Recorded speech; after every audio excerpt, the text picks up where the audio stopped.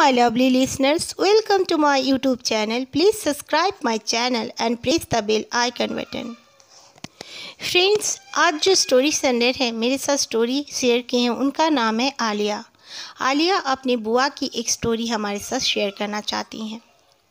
आलिया बताती हैं कि उनकी बुआ की जब नई नई शादी हुई वो अपने हस्बैंड के साथ उनके जॉब प्लेस में चली गई, उसी सिटी में चली गई जहां उनका हस्बैंड जॉब करते थे। उन्होंने वहां पर जाकर एक घर को किराए पे ले लिया और वहां पर शिफ्ट हो गए। शिफ्ट होने के करीब करीब 2 या 3 दिन के बाद ही उनके बुआ के हस्बैंड जब ऑफिस चले गए, उनके बुआ नहा धोकर अपने ड्रेसिंग टेबल के सामने आकर अपना बाल झाड़ने लगी। बाल झाड़ते झाड़ते अचानक से उन्हें लगा कि मिरर में कोई लड़की खड़ी है और दुल्हन की बिल्कुल वो दुल्हन जैसे सज धज कर खड़ी है। उन्होंने देखा और फिर पीछे मुड़ के देखा तो कोई नहीं था। फिर दोबारा जब मिरर में उन्होंने देखा तो फिर से वही इमेज दिखाई दिया। वो लड़की जो दुल्हन बनकर खड़ी है, वो काफ़ी डर गई और खड़ी हो गई, इधर उधर देखने लगी, लेकिन उनके अलावा उस रूम में कोई नहीं था। फिर वो दौड़ते हुए बाहर निकल आई। तब के ज़माने में इतने मोबाइल फ़ोन्स वगैरह नहीं हुआ करते थे लोगों के पास, इसलिए उन्होंने अपने हस्बैंड को फ़ोन भी नहीं कर पाई। उन्होंने खाना बनाया और अपने हस्बैंड का आने का इंतज़ार करने लगी कि कब वो रात को आएंगे, मैं उन्हें बताऊंगी। उन्होंने डर के मारे वो दोपहर का खाना भी नहीं खा पाई। उनके हस्बैंड जब आए रात के ठीक 8 बजे, वो दौड़ के गई और उनके हस्बैंड को सारी बातें बताने लगी।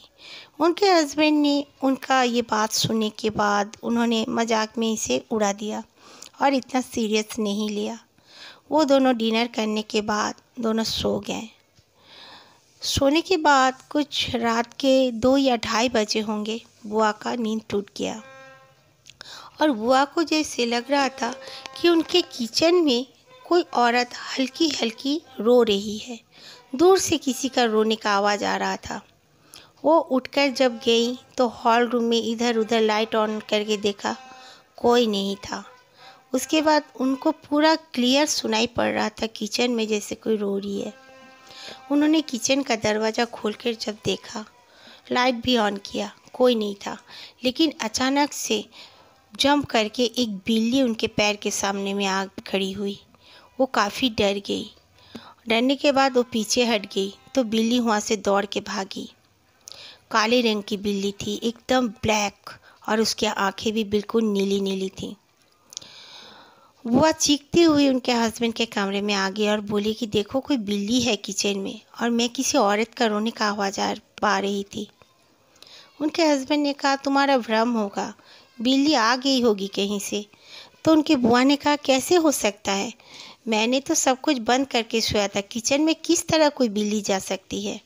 उन्होंने कमरे में इधर उधर ढूंढा बिल्ली को, लेकिन बिल्ली कहीं नहीं दिखी। सुबह हुई, फिर से उनके हस्बैंड अपने ऑफिस में चले गए।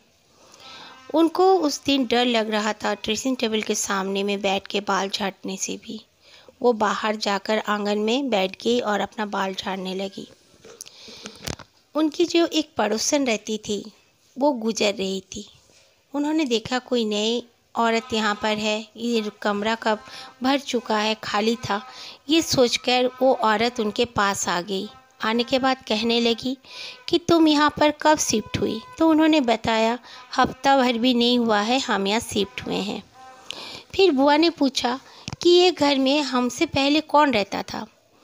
तो वो औरत बोली पड़ोसन कि यहाँ पर 3 साल से ये रूम बंद था, तुम लोग आने से पहले। 3 साल बाद तुम लोग ही आए हो। यहाँ पर एक कपल रहने के लिए आए थे दोनों, और अच्छे भी थे, सब कोई कहते थे। एक बार ऐसा हुआ कि उसका हस्बैंड बाहर अपना काम के सिलसिले में बाहर गया हुआ था और औरत यहाँ पर अकेली ही थी। वो भी नई नवेली दुल्हन ही थी, तुम्हारी तरह, तुम जैसे नए शादी के बाद यहाँ आई हो। उसके हस्बैंड 5 दिन के बाद आकर जब उसने दरवाज़ा बहुत नॉक किया, बीबी ने ना खोला तो अड़ोस पड़ोस को भी बुलाकर उसने दरवाज़ों को तोड़ दिया। तोड़ के जब देखा तो उसकी बीवी किचन में मरी पाई गई। वो किस तरह मरी, किसी को समझ में नहीं आया।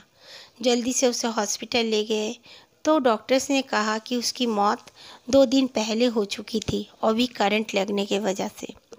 किसी को समझ में नहीं आया कि करंट उसको कहाँ से और कैसे लगा। किचन में पुलिस ने भी बहुत जानकारी इकट्ठा करने की कोशिश की, लेकिन उन्हें भी कुछ नहीं पता चला।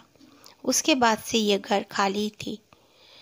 तो बुआ काफ़ी डर गई और बुआ समझ गई कि ज़रूर उस औरत का आत्मा इस घर में है, जो कि उनके पास वो आ रही है। वो उनको बता रही है कि वो वहाँ पर है। बुआ काफ़ी डर गई और डर के मारे वो वहीं पे बैठी रही। उनका हस्बैंड जब आए, उन्होंने कहा इस घर में मैं नहीं रह सकती, क्योंकि इस घर में एक औरत का आत्मा है जो कि एक्सीडेंटली गुजर गई थी, नई शादी हुई थी उसकी। तो बुआ के हस्बैंड ने सोचा हो सकता है, नहीं तो मेरी बीवी क्यों झूठ बोलेगी। उन्होंने इधर उधर अपने कुछ फ्रेंड्स से कहा कि कोई रूम खाली है तो बोल दो, लेकिन फिर भी रूम खाली करते करते और मतलब रूम मिलते मिलते कम से कम 1 हफ्ता तो लग ही जाता। उस बीच बुआ को बहुत बार वो औरत की रोने की आवाज़ आती थी और बिल्कुल वो औरत दुल्हन के कपड़ों में इधर उधर टहलते हुए भी बुआ को नज़र आती थी। बुआ काफ़ी डरती थी और हमेशा अपने पास माँ दुर्गा का चालीसा रखा करती थी और वो चालीसा सुबह शाम पढ़ा भी करती थी। अगरबत्ती रात को जला कर सोया करती थी। बुआ को और बुआ के हस्बैंड को उसने कोई ऐसे नुकसान तो नहीं किया, ना ही उनको कुछ प्रॉब्लम किया, लेकिन वो बिल्कुल रोने की आवाज़ आती थी वो सुन पाते थे और उसको टहलते हुए भी बुआ ने कई बार देखा। उसके बाद बुआ को एक दूसरा रूम मिला तो वो लोग वहाँ पर चले गए। उसके बाद बुआ के साथ और कुछ प्रॉब्लम नहीं हुआ।